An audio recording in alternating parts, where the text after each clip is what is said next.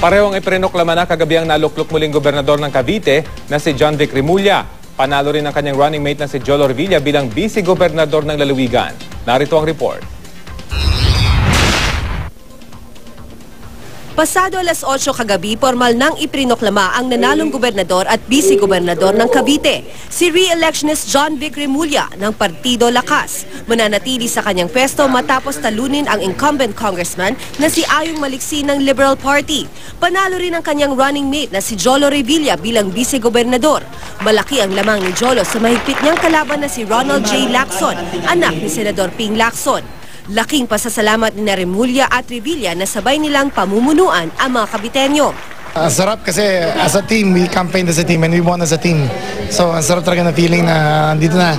Tagal namin hintay, all the fruits of our hard labor, nabunga na rito lahat.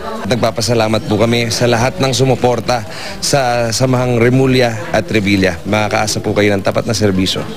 Tanggap naman ni Maliksi ang pagkapanalo ng kanyang katunggali. Nagdesisyon daw siyang mag-concede para wala nang mangyari pang away, lalo na sa kanilang mga taga-suporta. Baka rin magkagulo pa. Mahal natin ang ating lalawigan, mahal ko ang mga kababayan ko. Kaya nagdesisyon ako ng ganoon. At sa tingin ko, yun ang pinakatama akong gawin para wala na nga yung maiwasan na yung hindi pagkakaunawan ng mga tao.